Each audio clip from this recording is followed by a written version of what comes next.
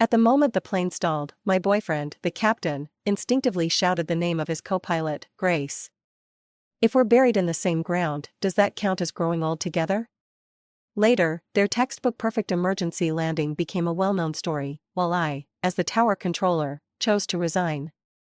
Many months later, I saw him again on a flight he was piloting. He announced over the cabin intercom that he was waiting for someone to come home. I walked to the end of the jet bridge to wait for him to disembark and joked. "Captain Ryan hasn't been buried with Miss Grace yet?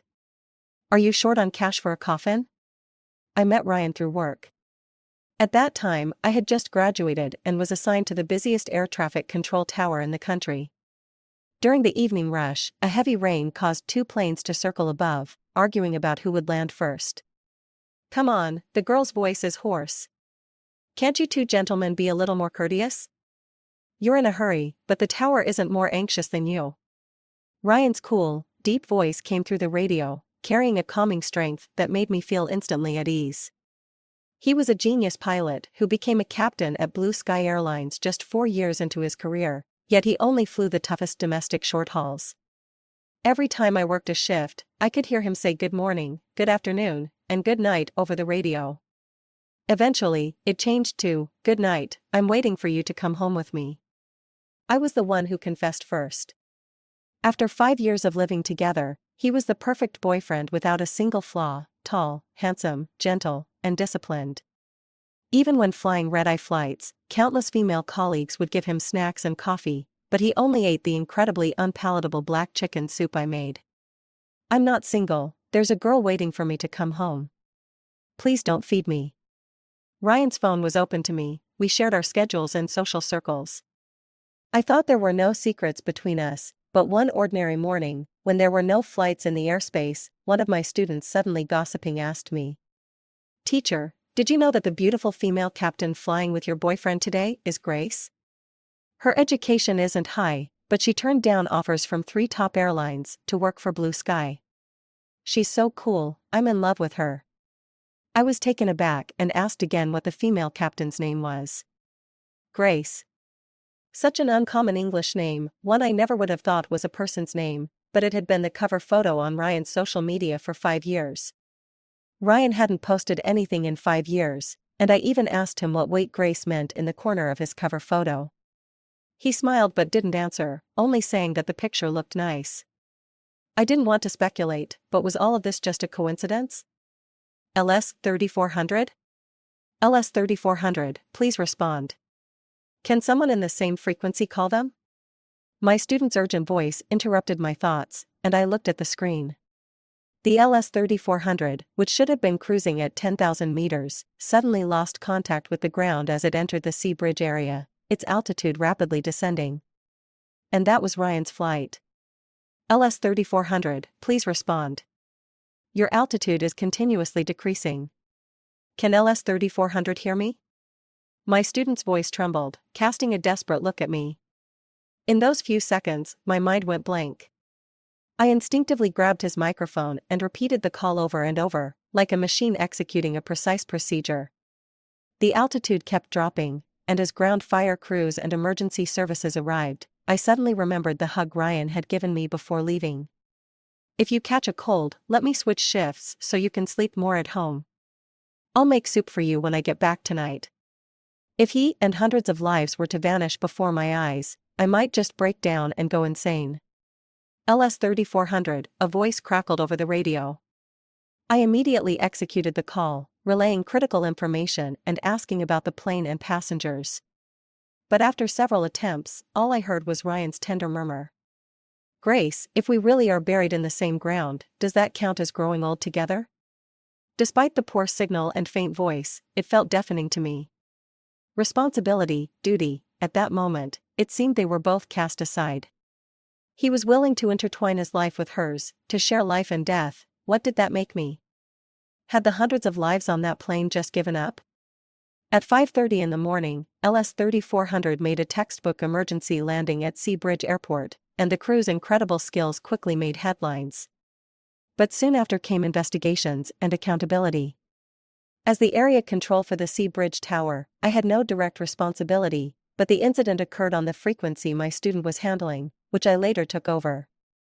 We had to participate in the investigation and provide the public with a response. After the incident, Ryan and I didn't have a chance to contact each other, and our next meeting was a full 24 hours later when the entire crew and tower reconstructed the situation. I met Grace. She had neatly cropped hair, very fair skin, and striking features paired with delicate willow-shaped eyebrows, exuding both confidence and a hint of softness. When asked if the tower had given the correct call information, Grace immediately shook her head. I didn't hear it, or I didn't have time to listen to that nonsense. Grace sat up straight and openly stated, I tend to speak my mind. The tower's female voice was confusing, lacked professionalism, and sounded too cutesy, which really affected my judgment in an emergency. You didn't hear it, so how can you mischaracterize my teacher? My teacher doesn't sound cutesy when she speaks. I held back my student, my gaze instinctively drifting to Ryan. He sat up straight, staring blankly at the table since he entered, avoiding eye contact with me several times. I was sure he had heard my calls over the radio and realized I had heard that confession, which was why he was avoiding me. But the next moment, he softly spoke. I'm sorry, I was focused on the emergency landing and can't remember anything else. In fact, the tower had a full recording to back me up, but with the crew's inconsistent responses and Grace's nitpicking, the investigation would take longer, causing negative repercussions. From the moment Ryan said that, I felt our relationship might be at an end. Teacher, I'm so scared. It seems the tower is going to investigate responsibility, but I just graduated and don't want to lose my job. My parents are sick and need money, what should I do? That day, I didn't go home. I slept for 2 days in an airport hotel, and when I finally woke up, the only message in my phone was from my student. Ryan's chat was completely empty. Opening social media, I was bombarded with news of Ryan and Grace giving interviews. They stood side by side in the sunlight, receiving countless thanks and praises from people. I heard they were former classmates who had helped each other through difficulties, showing extraordinary camaraderie. And the trending topic about Seabridge Tower's lack of professionalism was filled with criticism. Because of Grace's accidental comments, the investigation was still ongoing, and public opinion was forcing the Air Traffic Management Authority to punish the tower and apologize to the public. We all knew that the cockpit recordings wouldn't be made public, and even if internally I was deemed innocent, the public needed an explanation. Grace was clearly targeting me. What are you afraid of? The online comments are directed at me, not you. Just focus on your work. I replied to my student's message, deleted all of Ryan's contact information, submitted my resignation, and turned off my phone to fly abroad for a vacation. She really went to great lengths for this. He's just a disgusting man, Grace wanted me to hand him over. 5 days later, an unfamiliar text popped up. Give me some time, Grace is different from others, but it's not the kind of relationship you imagine. I need time to sort out my feelings. I don't have time. What about the house? Are you leaving your things behind? The rent isn't due yet, feel free to take whatever. Just throw away my things, I don't need that little money. What about me? Are you leaving me behind too? I hesitated for a moment and replied to his last message. Before asking about others, think about whether you deserve it. It's funny how on my very first day alone in a foreign country, I ran into someone I knew, Benjamin. By the seaside, there were 4 or 5 cameras set up, and he was casually leaning against the trunk of a golden willow, striking a pose. Dressed in white, with his wavy hair gently blowing in the breeze, he looked like a radiant moon in the mountains, a bright day in winter, his smile full of youthful spirit. Curious, I paused to watch for a moment, and Benjamin instantly spotted me, waving excitedly and calling me over, like a giant Samoyed wagging its tail. We stepped into a corner to talk, exchanged a few casual pleasantries, and then he spoke urgently, Joy, I've been trying to call you but couldn't reach you. I need a favor. Our parents are family friends, and as the youngest children in our respective families, we enjoy a lot of freedom in these wealthy households. Neither being a movie star nor a non-profit air traffic controller would ever be an issue for us. Since Benjamin's acting career took off, we haven't been in touch much, and now he looked desperate enough to grab my leg and plead, I just want to focus on my acting. My company keeps insisting I fake a relationship with some female star, but I don't want you to pretend to be my ordinary girlfriend to help me out. You're the only familiar face I trust. You're a star and still want to date?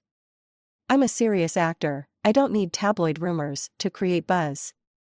And what's wrong with a normal 27-year-old guy having a 28-year-old ordinary girlfriend? I hesitated, and just then, the call from the tower chief came in hot. Joy, did I give you permission to resign? I'm not retired yet, do you think you can just quit and take the blame? You get back to work, and when the investigation is done, make sure to hit those jerks hard. Could I really go back? Sure, if there's a chance, I have to make them pay. No one's getting off easy. Thinking of this, I smiled and tilted up Benjamin's chin. I'll help you, and you help me. The investigation into the aviation accident takes a long time, but the successful emergency landing of Flight LS-3400 was a fact, and they received public commendations. Blue Sky Airlines publicly stated that both captains preferred to stay low-key and refused to comment further on the incident, gaining some goodwill in the process. In contrast, one employee at the Seabridge Tower received a disciplinary note, and the director faced a serious reprimand, with a public criticism that didn't disclose the specific reasons. Everyone inside knew it was to quell public opinion. On the first workday after the incident, I had just finished my evening shift when I was pulled into a coffee shop for a little gathering.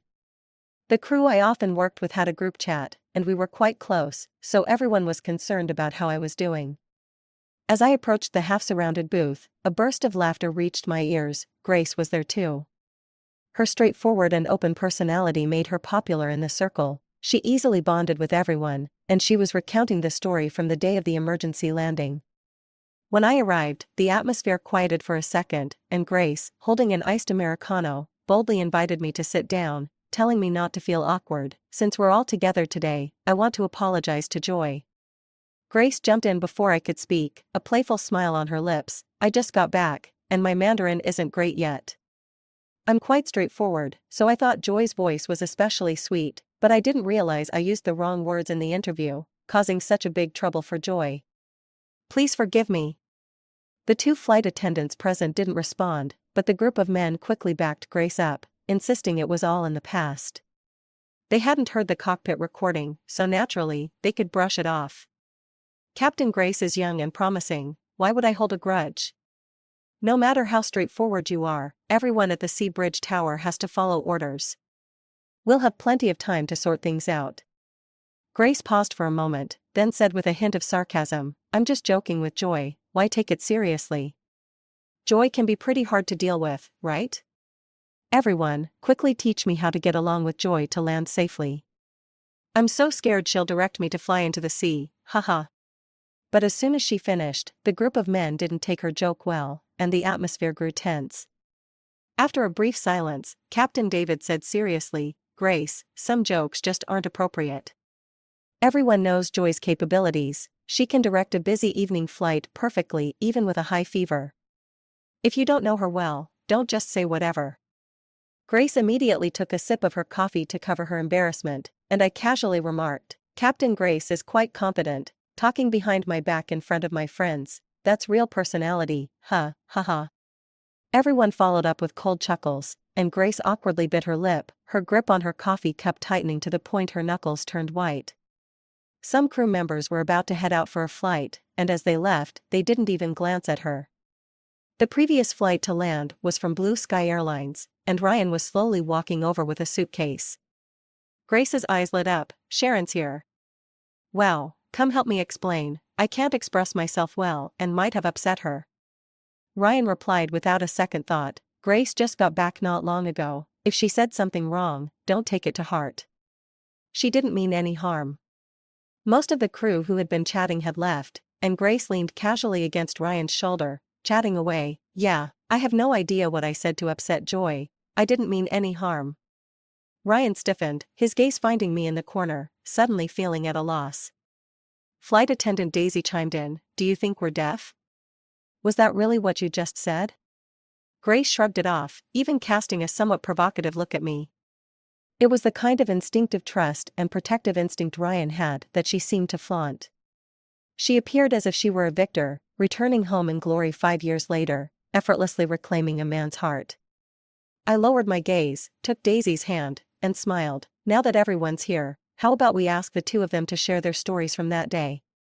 Ryan didn't expect me to bring it up, instinctively frowning. I was dying of worry at the tower, shouting, "LS 3400, do you hear me? What's the situation?"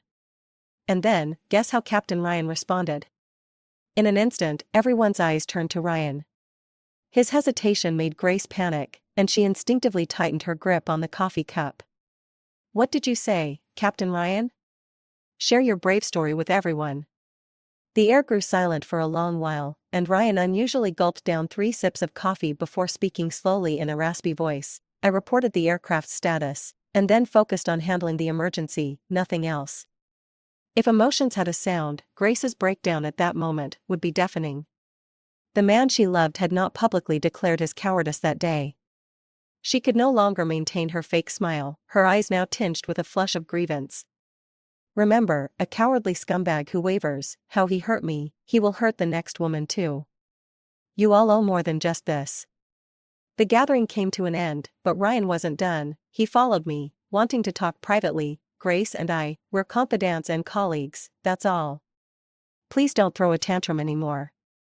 I was about to snap at him when a refreshing citrus scent filled the air, and a pair of big hands wrapped around my waist. Benjamin tugged down his sunglasses and waved at Ryan. He hadn't taken off his makeup yet, with his dyed blue and purple hair falling over his forehead, his carefree demeanor a stark contrast to Ryan's stiff appearance. Using the hand wearing a couple's bracelet, he took my bag and said gently, "Why aren't you heading home yet? I've been waiting for you in the car for a long time." "This your colleague?" "Nice to meet you, I'm Joy," not publicly known as her close cohabiting partner yet. In an instant, the color drained from Ryan's face. His eyes glinted dangerously as he coldly asked me, "What do you mean, are you dating someone else?" "It's none of your business if we're dating or not." We were in a blind spot for the cameras, and Benjamin stepped in front of me, looking displeased as he shot back, "If Joy isn't dating me, then is she dating you? Are you hoping for her age or her lack of skills in bed? You're really something." It took Ryan a few seconds to grasp the implications of those words. His gaze darkened with anger as we turned to leave, calling out my name heavily, "Joy, you don't need to take revenge on me, demeaning yourself on purpose." Benjamin wouldn't let me look back, forcefully putting his headphones on me and saying, "What are you barking about, you dog?" On the way out of the airport, Benjamin was shaking his non-existent tail, asking if I thought he looked cool just now and if it felt particularly satisfying. Seeing that I was not in high spirits, he pulled out some investigation materials for me to look at.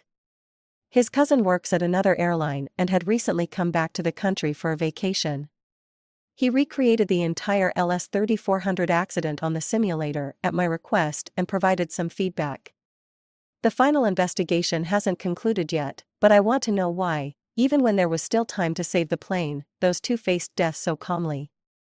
They don't deserve this glory. I helped you, so you need to help me too. The apartment is ready, move over as soon as you can, so reporters can see us going in and out of the same community. I paused and nodded in agreement.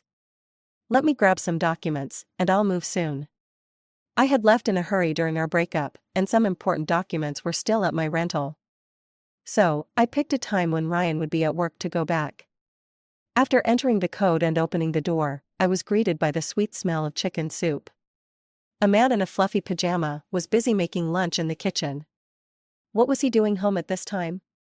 Ryan's long fingers pressed down on the celery as he sliced it, glancing at me mid-task and softly saying, "Go wash your hands, dinner will be ready soon." I hesitated but then walked straight into the bedroom to grab my stuff.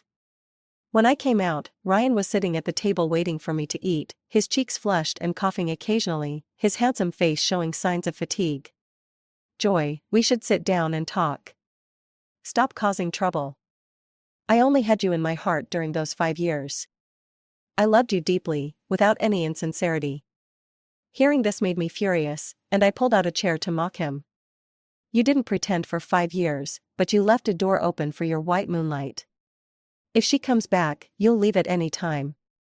As long as she's by your side in your final moments, you'll die without regrets. You're quite good at making excuses for yourself." Ryan coughed a few more times, pain evident in his expression. I don't know why I instinctively said those things back then. It felt like a bodily instinct. I'm really confused. I had a lot of reasons. Give me some time to think things through. Ryan, I just want to ask if you thought about the passengers behind you when it happened. Did you say those things out of despair, or had you given up from the start, ready to sacrifice everyone's lives and die calmly with her? Ryan's face turned pale, his eyes shattered, not daring to meet mine, which only confirmed my suspicions. Why don't you just admit you like Grace and want to die with her?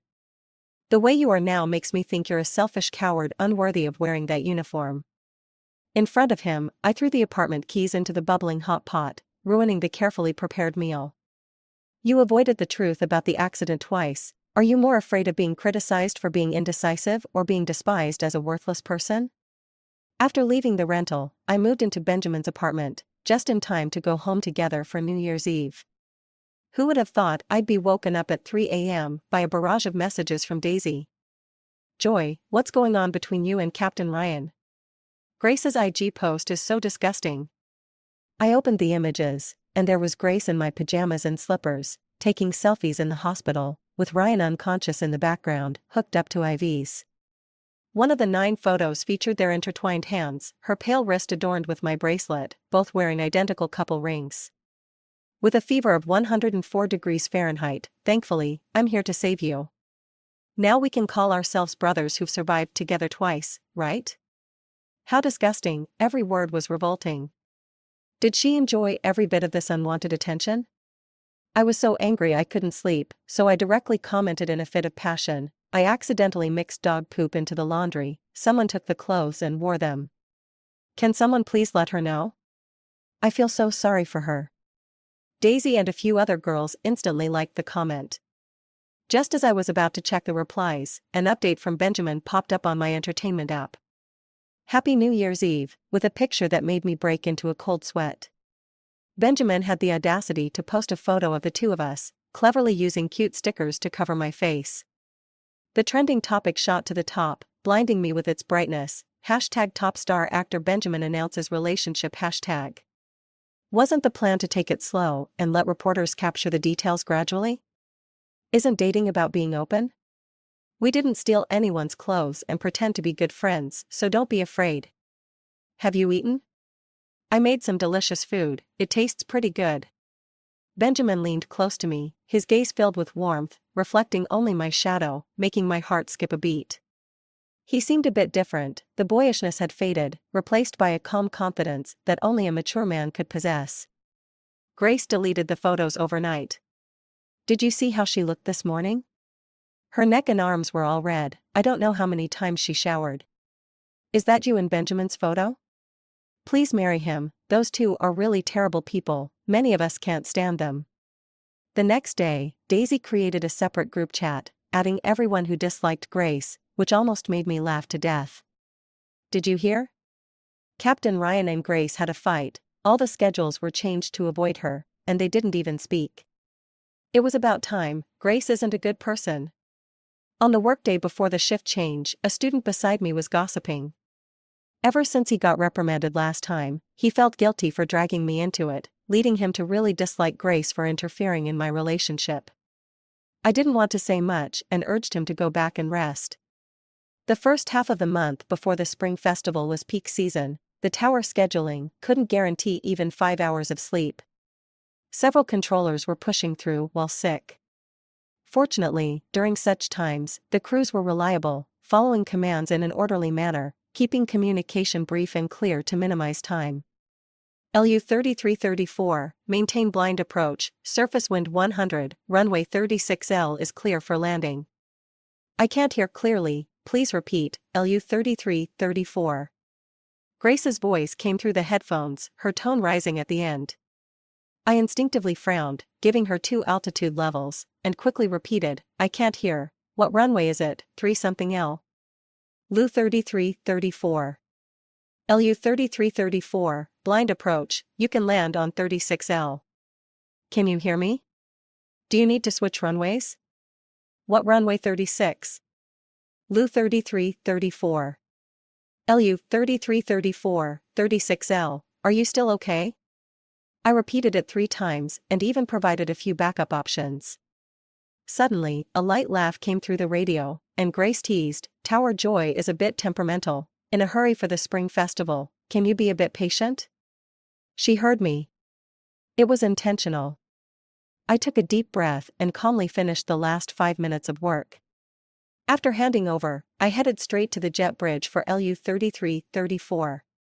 The passengers had already dispersed. Grace was chatting and laughing with a male pilot as the last to disembark. When she saw me, she raised her chin and greeted, "Good evening, Joy. I really didn't hear you just now, don't be angry, let me make it up to you." I called her over for a talk. In a blind spot of the surveillance, facing her smiling face, I slapped her hard, catching her completely off guard. You still think you're funny? Do you know how many flights were affected by your mistake? 3/6/L, 3 words, and you can only randomly remember 2 at a time, right? Joy, it doesn't matter if you're jealous. Ryan instinctively said he loved me in a life-or-death situation. He chose me. Grace's hair was disheveled, her eyes red, trying to rush at me, but lacking the height advantage. I grabbed her collar, twisting her arms behind her and pressing her against the wall, tearing off her name tag that read Grace. "Being cheap isn't your fault, but if you insist on making others sick, isn't that a bit much?" Grace screamed and struggled for a moment, but I overpowered her. Heavy footsteps approached from behind, and as I released my grip, she fell to the ground, hitting her face and bleeding. "Joy, don't be mad. Ryan and I are just innocent friends. Please don't torture me because you're jealous." Ryan appeared in front of us, frowning at Grace and instinctively reaching out to help her. "Joy, don't throw a fit here. Do you know who was being unreasonable first? You better shut your mouth, or I swear I'll take you down too." Ryan looked at me with a pained expression, as if I were a stranger. "But this is who I am. Everyone forgets that I can bite back, right? Joy, don't get physical.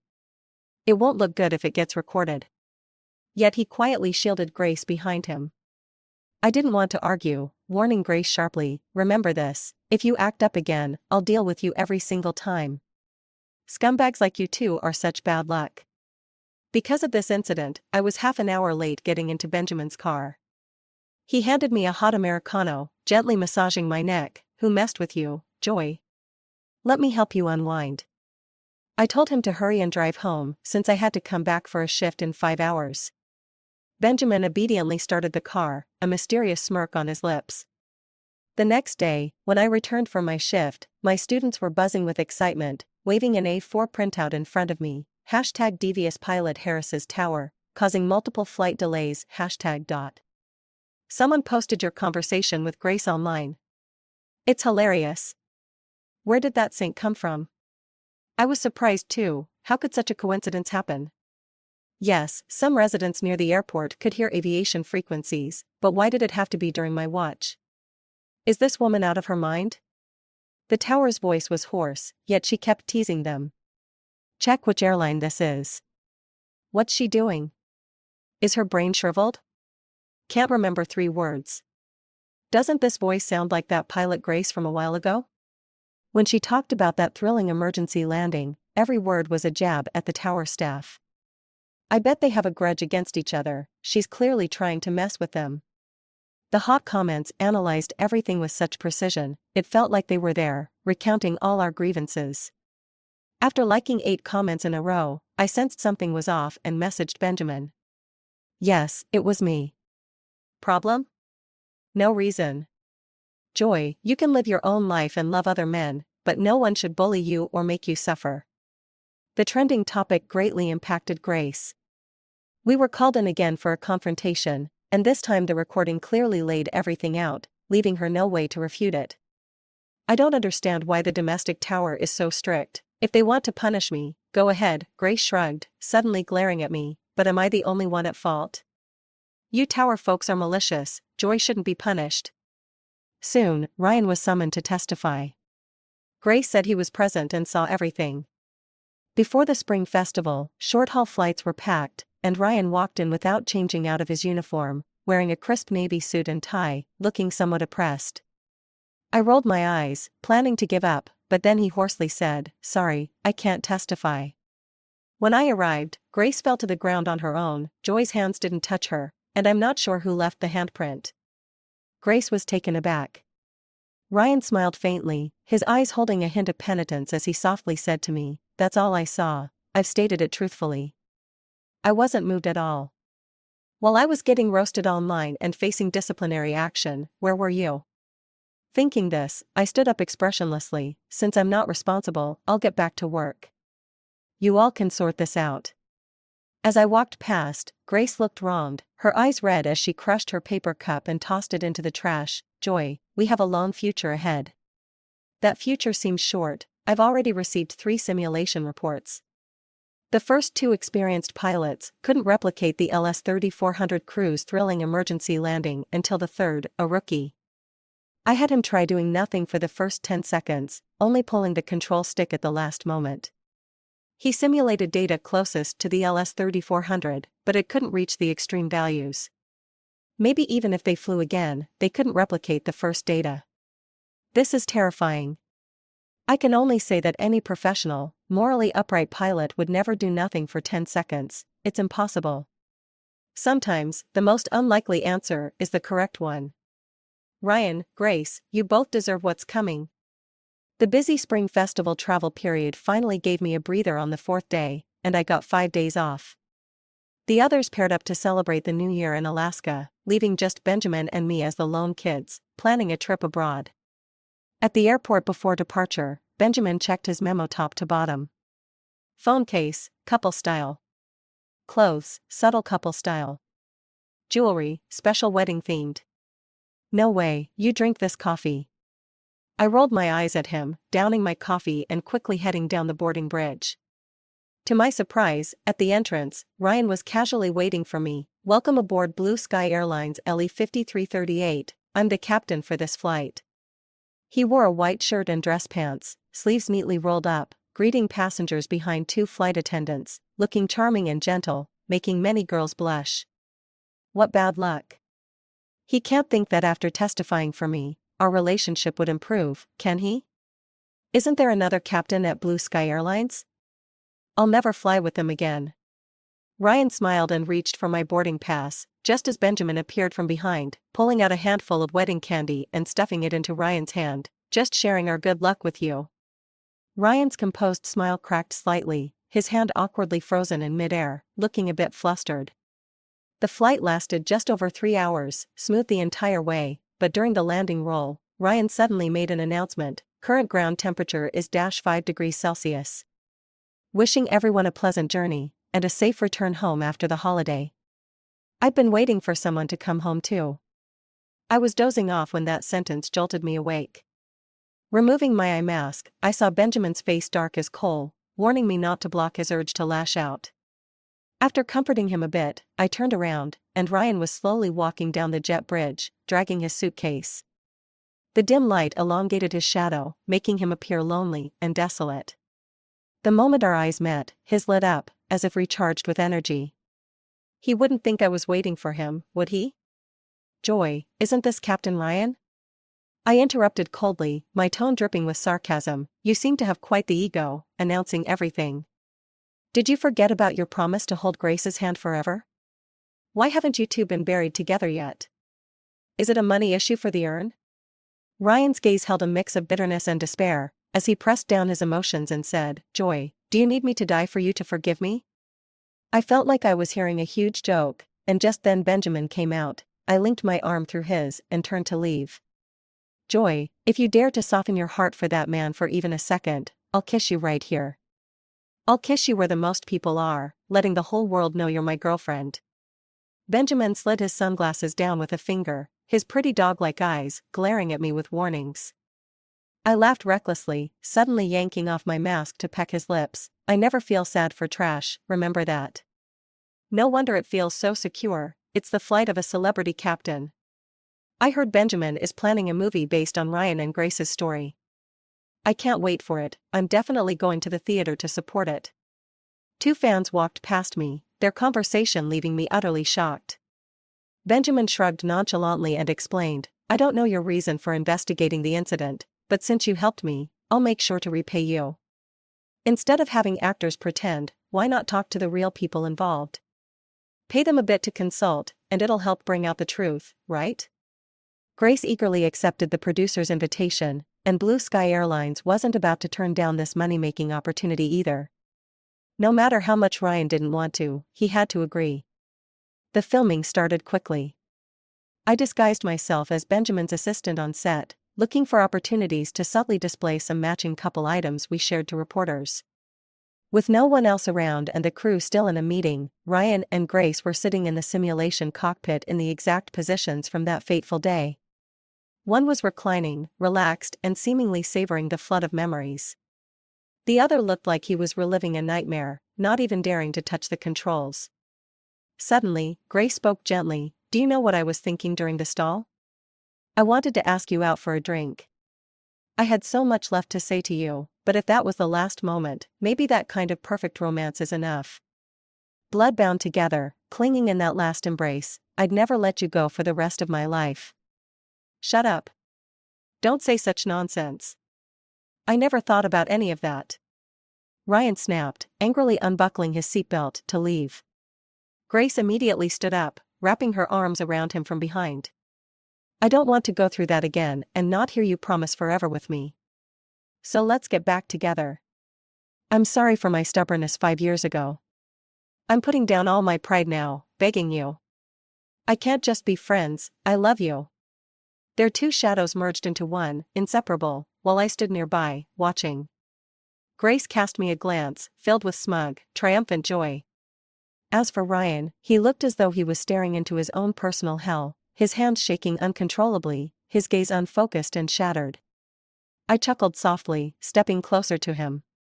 Captain Grace is right, when people are that close to the end, they do tend to think of the one they love the most. "Captain Ryan, what are you so afraid of?" As the last word left my lips, Ryan broke down and stormed out, leaving Grace standing there, utterly baffled by where she had gone wrong. Once filming started, the crew scheduled an on-location shoot in Bali, and we all had to fly there together. Our pilot was an old acquaintance, Captain David, with flight attendant Daisy, whom I hadn't seen in ages. Both were in that group chat and showed no friendliness toward our consultants Ryan and Grace. Ryan was a bit on edge, and just as the plane was taking off, Grace tried to smooth things over with a romantic mention of the LS 3400. "TCH, Benjamin interrupted irritably, "if you're so eager to be buried together, can't you do it somewhere off the plane? Stop nauseating everyone here." Maybe he jinxed it, but during a quiet cruise phase, a sudden, intense turbulence shook everyone awake. "Ladies and gentlemen, we are experiencing turbulence due to external air currents." Grace and Ryan instinctively locked eyes, both visibly tense. Moments later, there was a strange weightlessness in the cabin, an unspeakable wave of terror swept through, the overhead lights flickered off, and oxygen masks dropped automatically. "Please fasten your seatbelts and put on your masks." In the heart-wrenching chaos, someone shouted, "Ryan is here," and a miraculous silence settled over the crowd. "Ryan and Grace are here. They're the best pilots in the world. With them, we'll be fine." I wasn't familiar with airline protocols, but everyone seemed to pin their hopes on Ryan and Grace, begging them to take control and create another miracle. I was close enough to see their bloodless faces, beads of sweat rolling down their cheeks. Ryan tried to reach forward, his large hand trembling in the air, but he couldn't do anything more than shake. Grace was the same. In those moments of near despair, Benjamin held my hand tightly, his voice calm and steady. "Don't be afraid. Wherever we go, I'm with you." From the initial stall to the successful landing, every step seemed like a replay of the LS 3400 incident. Passengers, overjoyed to be alive, couldn't stop filming, praising the godly captain duo. Another Ryan and Grace flight. Survived once again, they're true lifesavers. "Sisters, did you hear? I was saved by Ryan and Grace again." The trending topics were flooded with Blue Sky Airlines promotion, while David's crew faded into obscurity. 2 days later, I saw David at a party, a dark ring under his eye. He took a few gulps of his drink and muttered, "An accident exactly like LS 3400. The report comes out next week. The A665 MAX model is grounded across the board. It has a serious bug, it locks the control lever in cruise mode, automatically pitches the nose up to correct the angle of attack. It's like some sick joke from God. My co-pilot and I tried everything, every last bit of speed to pull the plane up. And the engineers tell us to do nothing? Just let go of the throttle, let the program restart on its own, wait until the plane stabilizes, and then look for a chance to land? How can anyone just sit there and wait to die? I'm the captain, there are hundreds of passengers behind me. Of course I have to try everything. How could anyone not? I took a sip of my drink with a mocking laugh, and beside me, Daisy suddenly slammed the table in frustration. What the hell? David risked his life to save that plane, and now the internet is flooded with praise for those two. Blue Sky Airlines buying these stories, isn't that just disgusting? Do they think they can bully our airline? She had a point. Along with this surge in popularity, Grace's official account opened and gained over 8 million followers in just 12 hours. Eager fans flooded the comments, reminiscing about Grace's glorious deeds. Grace, has that tower controller left yet? I knew you were innocent. That woman was buying trending posts to twist the truth and smear you. Shameless. Grace replied promptly, it's fine if I'm a little wronged. Don't do anything reckless for my sake, everyone. By now, it was clear Grace felt no remorse, only a relentless obsession with rivalries. She was, after all, the co-pilot of the LS-3400. I ignored the online comments and focused on compiling a data report, which I anonymously mailed to Ryan's home. At the end, I wrote in bold letters, "You're unworthy." Rather than just punish a scumbag, it's more satisfying to haunt him forever. The night I sent the anonymous letter, the investigation results for both accidents were released, exploding on social media. In the flood of online comments, one particular air traffic control recording from that fateful day on LS-3400 rose to the top. The person who leaked it was my recently resigned student. Does Grace really deserve it? Listen to how she twisted facts and blamed my colleague. Joy from the Seabridge Tower was doing her job, but Grace turned it into a smear campaign, portraying her as flirtatious and careless. Grace caused Joy to face disciplinary action. How can someone like that be your idol? The tower chief was stunned, asking if I could contact my student. I opened our chat and saw his last message, sent 4 hours ago. I'm not afraid. It's my turn to take the heat for you. So, Grace spread rumors about the air traffic controller, just to get back at her over a guy? And that guy is just as disgusting. He has a girlfriend but still says things like that to his female coworker? Guess he's obsessed with his white moonlight, right? Wait, are you guys noticing this? How did they even have time to confess their feelings in the middle of that incident? What were they thinking? The more you think about it, the scarier it gets. Could those two possibly be planning? The public's anger reached new heights, especially after the aircraft model engineer's excuse went viral. He actually claimed that if the pilot did nothing for 10 seconds, the plane could safely land, saying that this whole system was perfectly safe. What nonsense. The topic spread like wildfire, hitting the top of every trending platform. Then, about half a day later, Ryan could no longer hold back. There's no way the plane would land safely if no action was taken for 10 seconds. I'm living proof. I didn't make any adjustments during the incident, and surviving was purely down to luck. The margin for a safe emergency landing cannot be replicated. After his clarification went live, there was no further news in the trending section for quite some time, and soon the topic disappeared entirely, with no one bringing it up again. So he's saying he didn't contribute to the emergency landing at all? Then what kind of genius pilot have we all been praising? When the news spread, our gossip chat was on fire. Daisy warned me not to fall for Ryan's sweet talk. Taking responsibility doesn't make him a good person. I already knew. If the tower recording hadn't been leaked, if I hadn't sent that anonymous email, he wouldn't have come forward at all. If he really felt guilty, he should have come clean and apologized long ago. This is karma catching up to him. Blue Sky Airlines was in on it too, hiding crucial data.